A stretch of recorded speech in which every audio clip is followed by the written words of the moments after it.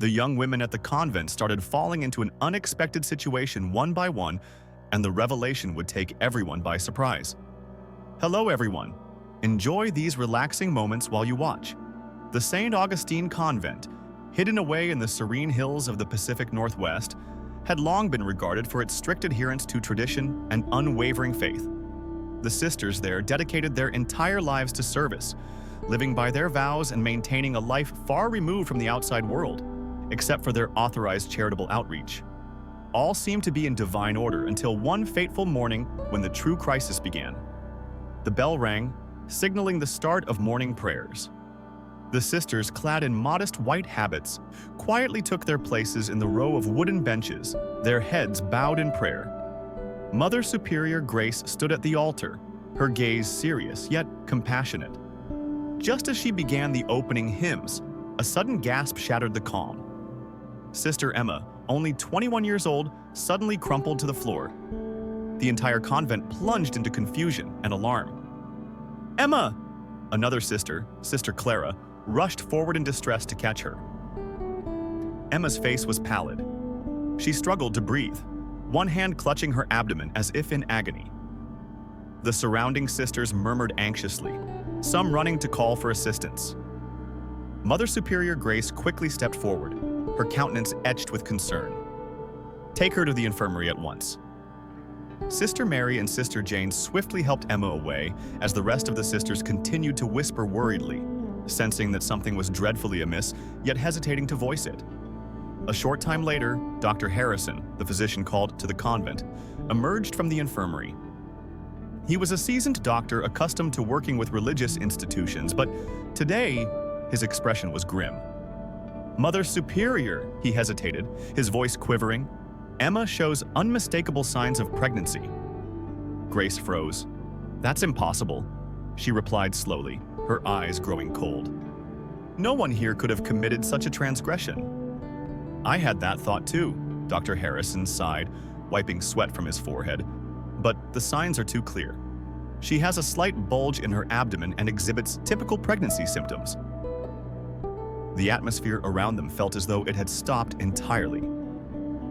"We must examine all the sisters," Dr. Harrison asserted. Mother Superior Grace stood silent for a long moment, before finally agreeing. News of Emma spread rapidly, and as the other sisters underwent examinations, the shocking discoveries multiplied.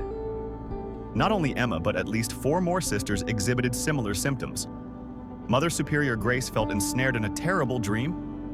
These young, devoted women who had dedicated their lives to the church, how could they be expecting? No man had ever set foot in the convent. Outside the convent walls, rumors began to circulate. Townsfolk began whispering of odd happenings inside the convent. Stories proliferated. Some suggested that the convent had been cursed, while others maliciously claimed the sisters had engaged in grievous sins. The scandal soon reached Bishop Thomas, a man of great influence with a stern demeanor and sharp eyes. He was proud of his role in preserving the sanctity of the church, but was known to be intolerant of any hint of scandal. Upon learning about the events unfolding in the St. Augustine Convent, he immediately convened an emergency council meeting. "This is unacceptable," his voice thundered within the cathedral. "We cannot allow this disgrace associated with the convent to tarnish the image of the church." A young priest, Father Samuel, cautiously addressed him. "But Your Excellency, we don't yet know the whole story. Perhaps there's something unusual happening." Bishop Thomas narrowed his eyes. "There is nothing unusual. These sisters have clearly broken their vows. But what if they are innocent?" "There's no such thing," the bishop interrupted. "We will proceed to the convent immediately. If anyone has committed a crime, they shall receive their due punishment." Hours later, a caravan of carriages rolled to a halt at the St. Augustine Convent. As Bishop Thomas and his senior clergy disembarked, tension filled the air. The sisters stood nervously in the courtyard, heads bowed in fear. Mother Superior Grace came forth to greet them, maintaining her calm facade, although turmoil churned within her. "Welcome, Your Excellency," she said in a steady voice. "I trust you have come to bring clarity." Thomas scrutinized the collection of trembling sisters. The truth is already evident, Mother Grace. Now only condemnation exists.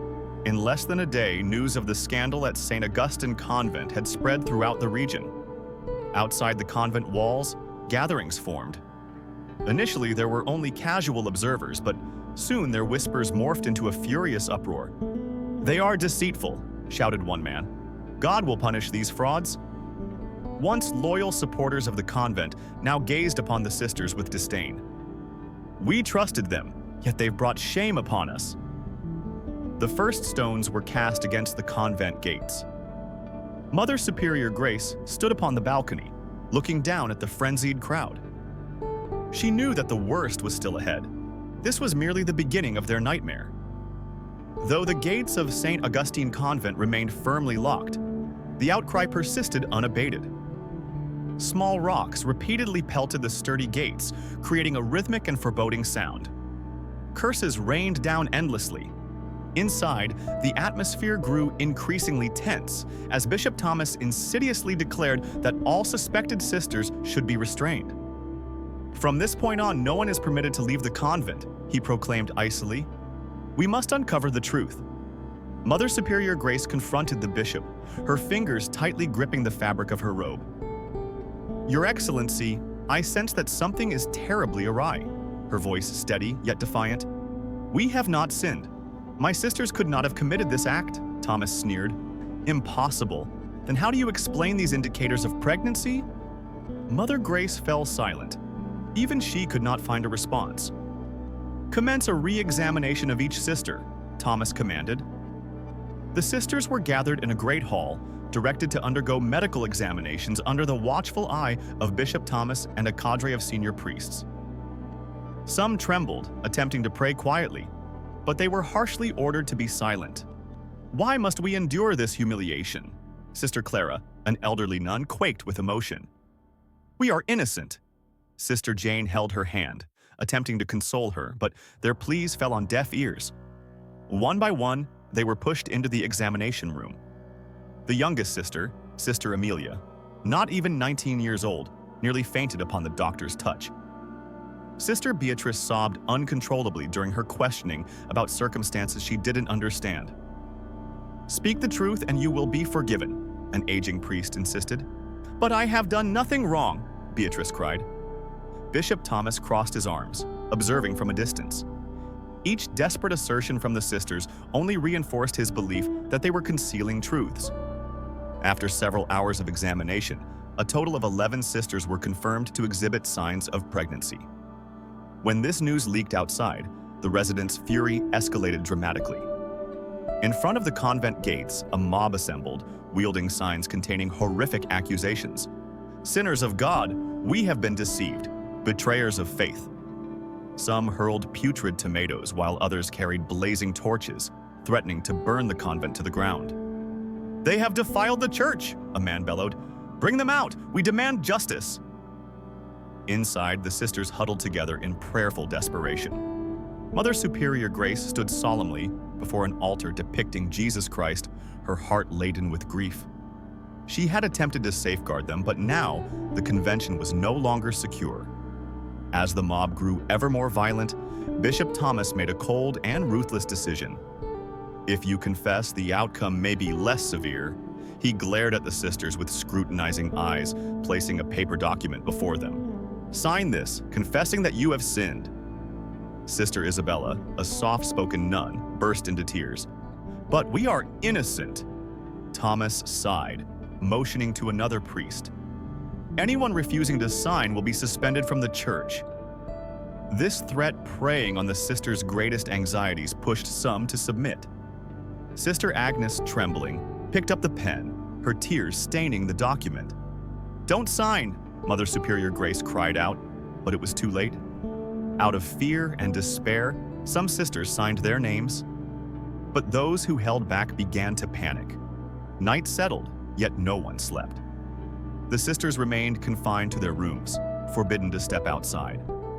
Mother Superior Grace, who had dedicated over 20 years to guiding the convent, felt more powerless than ever. In the darkness, she heard a soft voice weeping. "I'm scared." It was Sister Amelia, the youngest among them, still quaking from the day's happenings. "What will happen to us, Mother Grace?" she whispered, her voice trembling. Mother Superior had no answer. For the first time in her life, she felt as though she had lost faith in justice. While the sisters lingered in despair, Bishop Thomas and his followers reveled. "Everything is proceeding perfectly," he smiled. "Soon we shall cleanse this convent of the deceivers." A priest beside him nodded. "The public is on your side. No one believes in those sisters anymore." Thomas sipped his wine, gazing toward the barred gates. He had gathered comprehensive control, just one more step. But even in the depths of darkness, a sliver of hope flickered. Mother Superior Grace still had one last chance. She quietly penned a letter, sealing it in an envelope before passing it to Sister Anna, the only nun permitted to leave. "Take this to Father John," she urged. Sister Anna quivered. "Do you think he can assist us?" Grace wasn't certain, yet she felt compelled to act, for if she didn't, St. Augustine Convent would forever bear the stain of a sin they never committed. Outside the convent, the crowd grew increasingly raucous. The shouts and curses were relentless. The gates shook violently under the frenzy, as if they might collapse. Torches flickered in the night, casting shadows on the furious faces surrounding them. Meanwhile, inside, the atmosphere had never felt more oppressive. The sisters remained trapped, barred from releasing their pent-up fears. Mother Superior Grace had lost her authority, and everything now rested in Bishop Thomas's hands. The following morning, an emergency council was convened within the convent. Gregory sat centrally, flanked by senior priests, their expressions tense. "We cannot let this convent continue to bring shame to the church," he stated gravely. "I propose expelling all sisters who display signs of pregnancy." One priest, Father Stephen, hesitated, his apprehension evident. But could there have been an error in the diagnosis? Bishop Thomas narrowed his eyes, registering his discontent. "A mistake? All 11 of them exhibit identical symptoms. What further proof do you require?" Father Stephen kept silent, refusing to argue further, while another priest, Father Vincent, chimed in, "I support this decision. If we do not act swiftly, the church's reputation will falter." Gregory smiled with satisfaction. "Then it is decided," he proclaimed. "All the accused will be expelled." As the news of this decision leaked, the mob outside grew increasingly furious. They lit candles and raised alarming banners that screamed, "Expel them all! This convent no longer belongs to God. They are frauds." The pounding of stones became more frantic. Inside, fear permeated as the sisters trembled. Some uttered desperate prayers while others wept in silence. Sister Beatrice murmured, "We're going to meet our end here." Sister Isabella held her tightly. "God will not abandon us," she insisted, although even she questioned the truth of her words. That night, a tragedy transpired. Sister Amelia, overwhelmed, declared, "There's nothing we can do. They're going to kill us." Sister Teresa attempted to uplift her. "No, we will find a way." But it was too late. Amelia lunged forward, slamming her head against the hard wall, collapsing lifelessly to the ground. "Amelia!" the sisters screamed, rushing to catch her. Blood trickled from Amelia's forehead. Her eyes glazed over. Mother Superior Grace remained frozen, tears streaking her cheeks. "Dear God, we can't let this happen." When Bishop Thomas learned of Amelia, he displayed no compassion. "That was her decision," he stated coldly. Father Alphonse, the youngest council member, could no longer hold his outrage. "Can't you see something's terribly wrong? A nun lost her life due to this oppression." Thomas shot him a sharp glare. "She was weak, and weakness has no role in the church." Alphonse clenched his fists but stayed silent. The nuns remained isolated when, less than an hour later, a new decree emerged. All sisters showing signs of pregnancy were confined to a separate room, forbidden from communication with others. The door was bolted shut. Darkness consumed them. Sister Agnes whispered, "They're treating us like criminals." Sister Anna bit her lip. "We are innocent." But their cries fell upon deaf ears. Even amid dire circumstances, Grace refused to relent. She realized only one person could help them, Father John. But how could she reach him? As shadows descended, she called Sister Anna over. "You're still allowed outside, aren't you?" Anna nodded. "Take this letter to Father John. Do not let anyone see you." Fear gripped Sister Anna's heart as she took the letter. If she was caught, they would face severe consequences, yet they had no other choice. Sister Anna slipped outside, crossing the monastery courtyard where guards patrolled. She trembled, her heart racing. A flickering light approached. A priest wandered nearby. Anna pressed herself against the wall, holding her breath. The figure passed without seeing her. She sprinted ahead to reach the side gate, slipping through the narrow space and vanishing into the night. She must find Father John, for this was their last hope. Darkness enveloped St. Augustine Convent, the angry chants of the crowd outside echoing through the stone walls, mixing with the howling wind. Fear seeped into every corner, but in a concealed passage, Sister Anna darted away. She clutched Mother Superior Grace's letter tightly, feeling her heart race. One misstep could lead her to capture, and then their final chance would be lost forever. Slipping through the side gate, she followed the narrow path toward the nearest village where Father John frequently visited. Just as she stepped beyond the convent walls, a voice halted her. "Where are you going?" Sister Anna froze, turning around. A figure stood beneath the moonlight. Father Vincent. Father Vincent was one of the priests in the church council.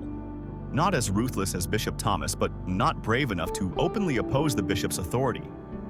Anna swallowed hard, attempting to remain calm. "I just needed some fresh air," she replied carefully.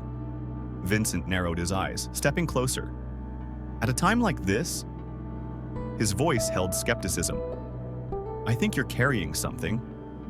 Anna took a step back, gripping the letter tightly. "Please, Father, don't stop me," she implored. Vincent sighed, and for a moment his eyes shifted from suspicion to hesitance. "You're going to see Father John, aren't you?" Anna stiffened. She couldn't lie. After an intense silence, Vincent unexpectedly turned away. "Go." Stunned, Anna felt the urgency mounting, but there was no time for further inquiries. Gratefully, she dashed swiftly into the night. Inside the convent, Mother Superior Grace had been entirely isolated, her room guarded day and night. No one could see her. Gregory wanted her silenced, knowing she was the only one still opposing him. Father Alphonse, the youngest priest on the council, devised a way to meet her. Once inside Mary's quarters, he spoke quickly. "Mother Superior, Gregory has convinced nearly the entire council.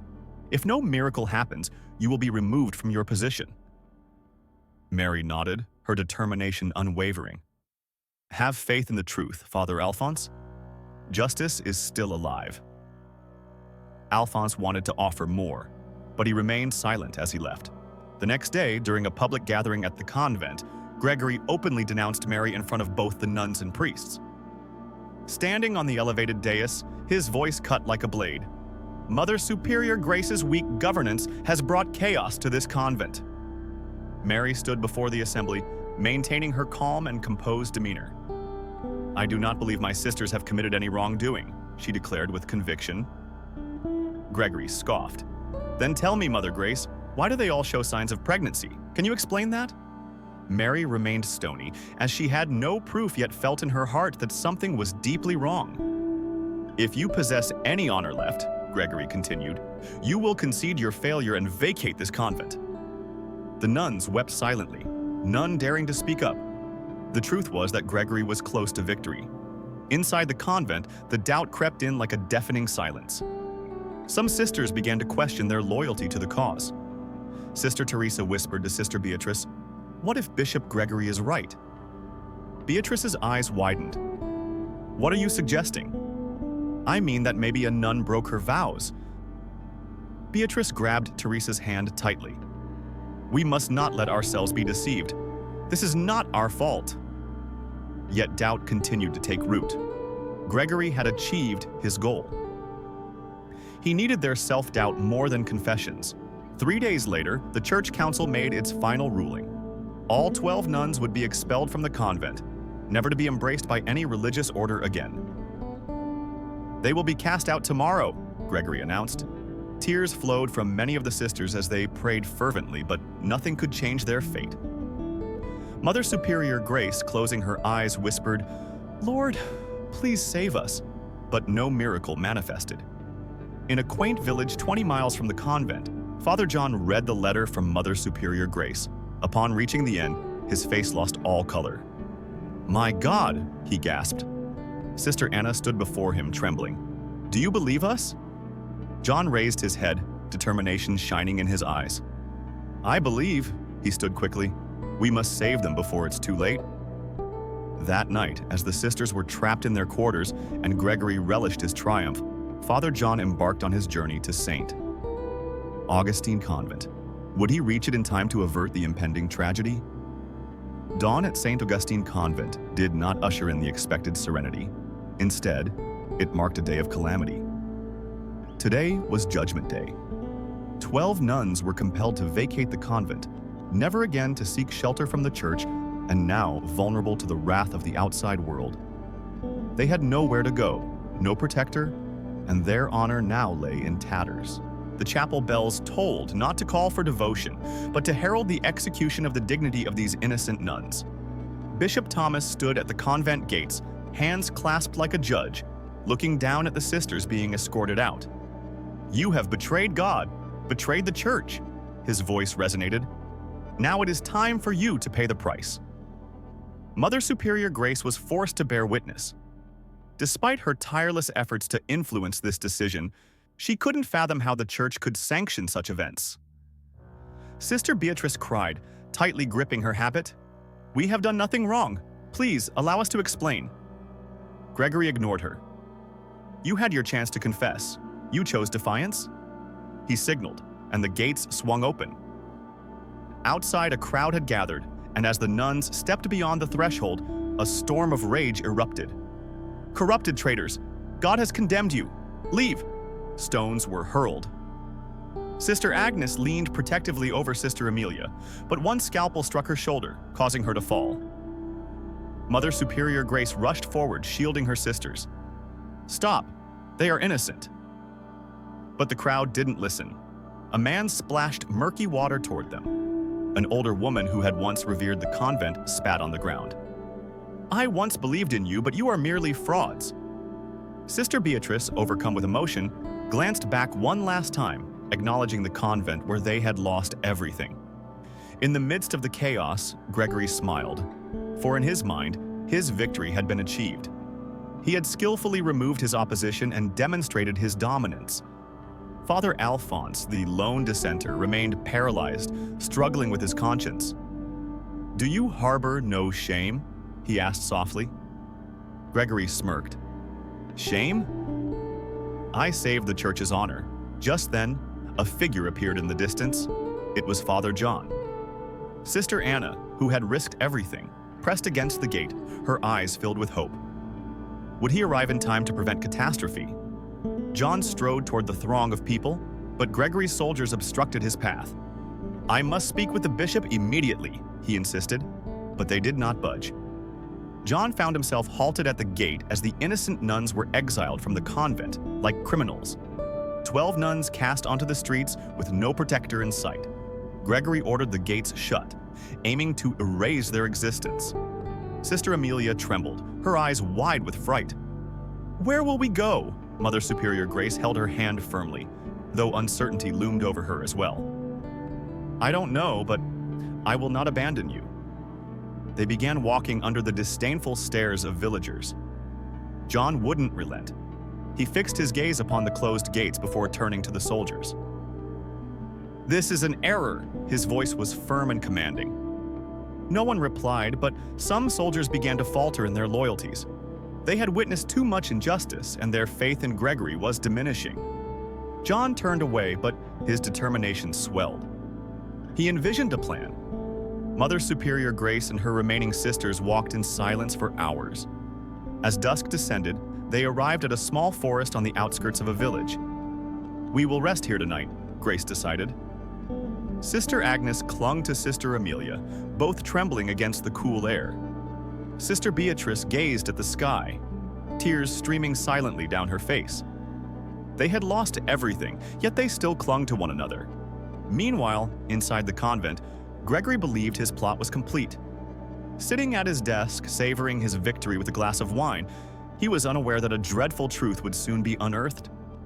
A cold breeze swept through the forest where the 12 sisters found refuge. Huddled beneath their thin habits, the night's chill felt minor compared to the pain and indignity they faced. "We can't endure this forever," Sister Beatrice quivered. Mother Superior Grace surveyed her sisters. The faces once filled with faith had become hollow and filled with dread. "I know," she assured them softly, yet with resolve. "We will uncover the truth."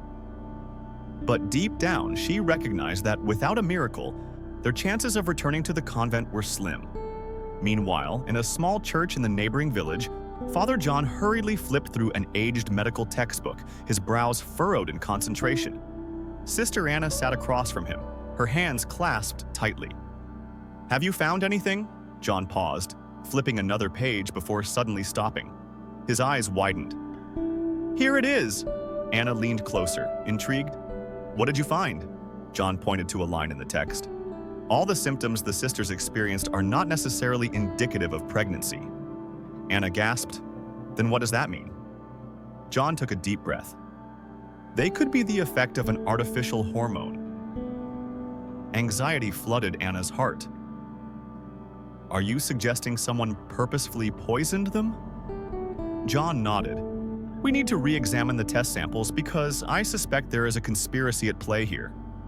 That evening, Father John clandestinely met with a trusted Dr. Emil Grant, an honest man untouched by the church's influence. After a thorough examination of the nuns' symptoms, Emil looked grave. "You were correct, Father. These signs are not from a natural pregnancy." John felt unease creep up his spine. Could it truly be? Emil nodded. "If we test their blood, we might find irrefutable evidence. However, I'll need a blood sample from at least one of the nuns in the forest." Mother Superior Grace listened intently as Sister Anna relayed this information to her. Grace furrowed her brow, her heart heavy with concern. If they had genuinely been poisoned, who could have committed such an act? For what purpose? "What matters now is corroborating the truth," she said decisively. "I will go," Sister Agnes gasped. "Mother, what if they capture you?" "If I don't go, we will never receive justice," Grace declared. Father John secretly coordinated a plan for Mary to slip into the village beneath the protection of the townspeople who still believed in the convent. They wrapped her in a heavy cloak, masking her habits before she departed. "Hold fast to my hand, dear sisters," Grace implored. "Pray for me." Sister Beatrice clung to her, sobbing. "May God protect you." Grace nodded, turning to dissolve into the shadows. Back at the convent, suspicion simmered in Gregory's mind, wondering if someone might be secretly opposing him. "Someone has yet to comply," he observed, fixing a hard gaze on Father Alphonse, the only priest brave enough to question him.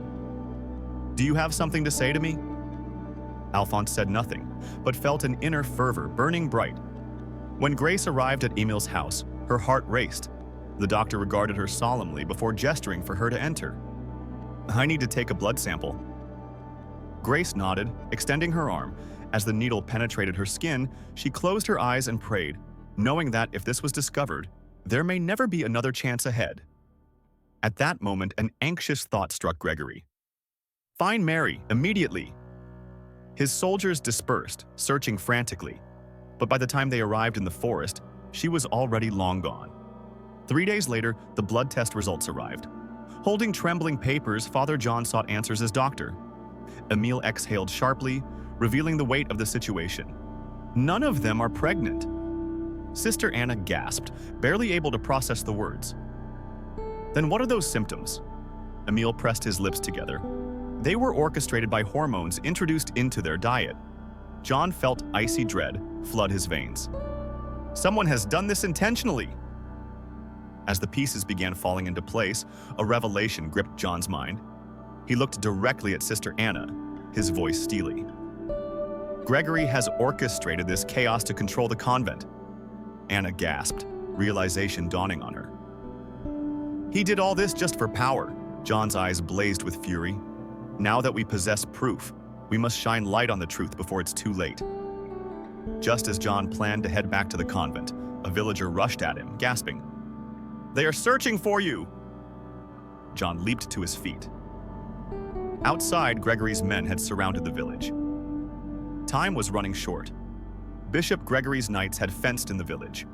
From the window of John's room, the flickering torches illuminated the armor of the soldiers in the dark of night. Sister Anna trembled, gripping the hem of her robe. They came too quickly. Father John cast his gaze down upon the blood test results lying on the table, urgency growing in his chest. "We have to leave at once. If we're captured, the truth will vanish forever." Dr. Emile nodded, shoving vital documents into a leather bag.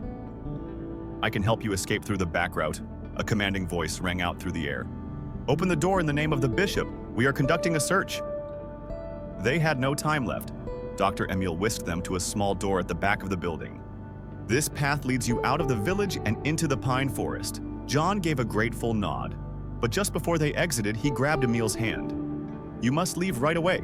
If they suspect you, they will not hold back." Emile's brow furrowed, sensing the grave danger. "I will head south. Stay safe, Father."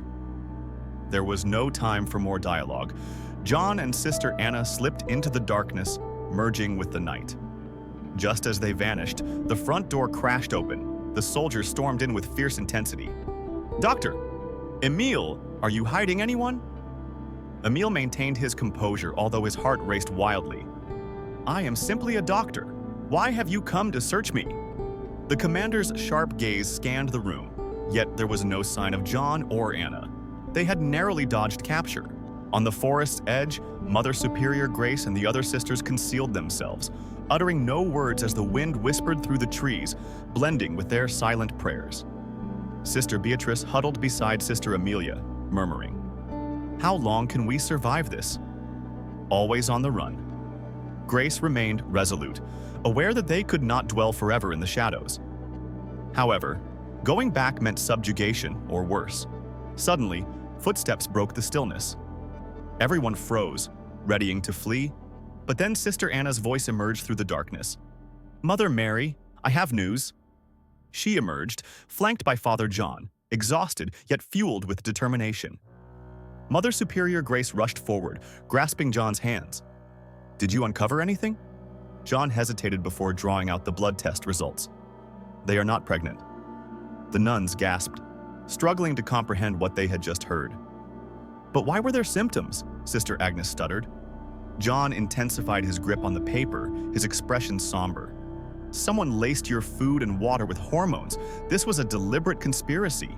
A stunned silence enveloped the group. Grace inhaled deeply, gathering her strength. "Then who is responsible?" At St. Augustine, Bishop Gregory remained unfazed, believing his triumph was assured. However, Father Alphonse decided to challenge him again. "You have gone beyond reason," he declared, anger propelling his words. "You've ruined an entire convent for your ambitions." Gregory let out a cold laugh. "You misunderstand, Alphonse. This is more powerful than ambition. It's about control." Alphonse clenched his fists but knew he couldn't take down Gregory alone without evidence. In the forest, it was decided. Mother Superior Grace would confront Gregory directly. "We need to return," she said firmly. Sister Amelia gasped, "But what if they capture us?" "We possess the evidence," Grace insisted. "If we remain inactive, evil will win." John nodded. "I shall accompany you." They prepared for an impending conflict. As soon as Mary and John emerged from the forest, one of Gregory's soldiers saw them and swiftly rode back to the convent to inform the bishop, shouting, "They have returned!" Tension escalated the following day as Gregory awaited them on the steps of St. Augustine Convent, hands clasped together, focused on the nuns he had wronged. Mother Superior Grace stepped up, locking eyes with him. "I know your treachery, Gregory." He arched an eyebrow, feigning calm demeanor. "And how do you plan to prove it?" John held up the test results, voice resolute. "We possess proof." The crowd whispered among themselves, and the senior priests exchanged glances. Uncertainty crept into their hearts. Father Alphonse, who stayed quiet until now, finally spoke. "If you are innocent, allow the council to verify the truth." Gregory was silent. He had nowhere to run. Darkness had enveloped the convent for far too long, yet now light fought to break through.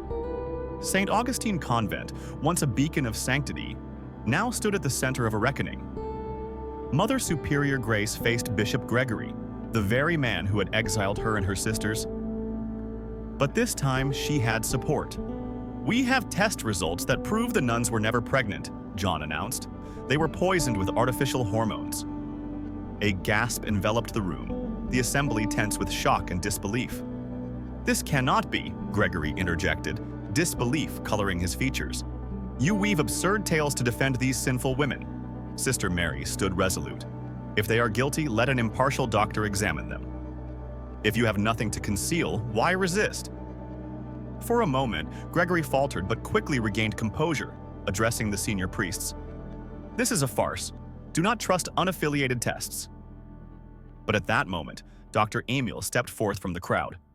"I am Dr. Emil Grant, and I personally examined the blood samples.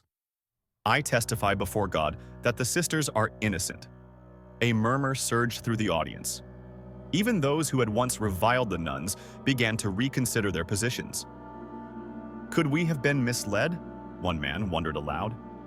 An older woman wept openly. "I condemned them. I condemned innocent women." Father Stephen turned to Gregory, his voice edged with suspicion. "If you are innocent, allow an independent commission to verify the results." Gregory clenched his fists, but kept his composure. "I have nothing to prove." "Then what are you afraid of?" John retorted sharply. Gregory remained silent, aware that the winds of change were blowing against him. A voice suddenly rang out from the gathering. "I can supply more evidence." All heads turned to see Father Vincent stepping forward. Gregory's eyes widened in disbelief. "You?" Vincent carried a small notebook, raising it high. "This record belongs to a doctor associated with you. It documents how you directed hormones to be administered in the food supply." Shock washed over the crowd. Mother Superior Grace felt a surge of hope. "Is this true?" she thought. Gregory took a hurried step back, his complexion paling. "You lie," he bellowed, but Vincent remained steadfast. "Check the signature inside. It will confirm the truth." Father Alphonse took the notebook, astonishment replacing his previous trepidation. "This is real evidence." Even the priests who had supported Gregory could no longer pretend to stand by him. With the truth now unfolding around him, Gregory realized he could not maintain his position for long. He turned to run, attempting to evade the consequences, but the very crowd that had once supported him now sought justice. A man stepped forward, blocking Gregory's escape. "You will not evade us." Anger festered. A crowd once loyal now branded him a traitor. A stone was hurled, followed by more. Gregory fell to the ground, beset by curses and spittle. The church's knights intervened, but their efforts did little to quell the mob. Gregory had already lost all significance. 2 days later, a high church council gathered in an emergency session with countless priests present. In front of the viewing congregation, Bishop Gregory faced charges. "You have brought disgrace upon the church and betrayed sacred vows." Gregory had nothing to say in his defense. "You are stripped of your titles and excommunicated from the church permanently." He stood frozen, unable to grasp the significance of his loss. The priests turned away from him as if he had disappeared completely. As Gregory was escorted from the convent, an eerie sense of calm settled over St. Augustine. Mother Superior Grace looked heavenward, expressing silent gratitude. The nuns embraced one another, tears of relief cascading down as they finally felt secure. Yet a greater mission remained unfinished, restoring the convent's integrity and dignity. Their story was still unfolding. As Bishop Gregory was cast out from St. Augustine, his eyes were filled with panic and rage. The gravity of his situation consumed him as he stood abandoned by the church he once served. Outside, the crowd swelled, outrage and indignation growing. A man pointed accusingly at Gregory.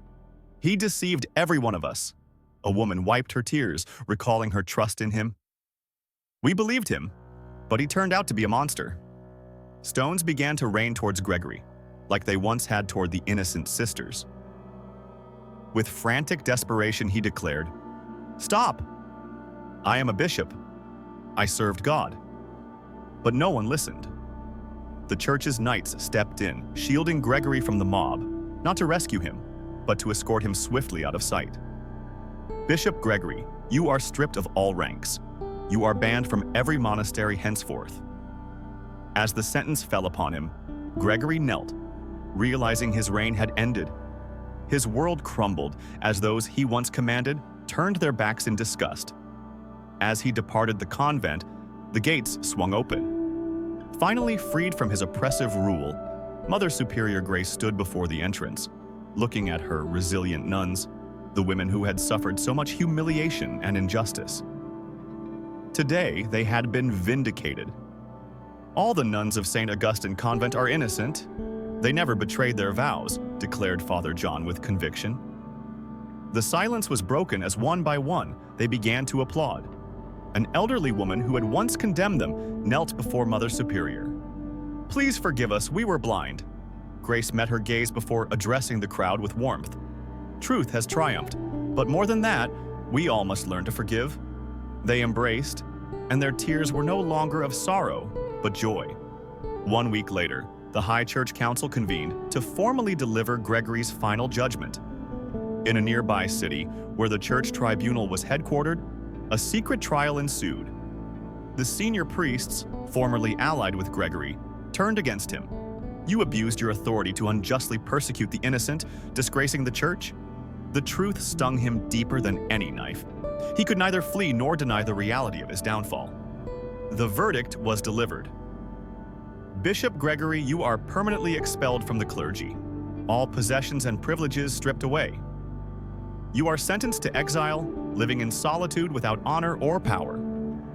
As the sentence resonated, Gregory trembled, realizing he had lost everything. Back at St. Augustine Convent, an atmosphere of hope flourished. Mother Superior Grace entered the Great Hall, where the nuns stood united, filled with gratitude and reverence. Sister Beatrice rushed forward, enveloping Grace in an embrace. "We are back home." For the first time in weeks, a serene peace washed over Grace. God never abandoned us. Father John stood beside her, affirming, "Truth always finds a way to shine." The very people who had condemned the convent returned, intent on seeking forgiveness and understanding. Families brought flowers, laying them at the convent gates as a gesture of remorse. A man approached Mother Superior, stating, "If not for your courage, the truth would have remained buried. You have illuminated our path." Grace smiled, but understood that this triumph was not solely hers. It belonged to all who stood for justice. Not long after, the convent underwent a total reformation. Strict policies were revised to thwart manipulation. Righteous priests were appointed to oversee the convent's governance. The sisters were fully reinstated, no longer shackled by fear. Most importantly, their honor was restored. While many were hesitant to confront past wrongs, some stepped forward. The woman who had once hurled stones at the sisters approached, tears cascading down her cheeks. "I beg for your forgiveness." Sister Beatrice recalled the day they were unjustly expelled and looked to Mother Superior, awaiting her judgment.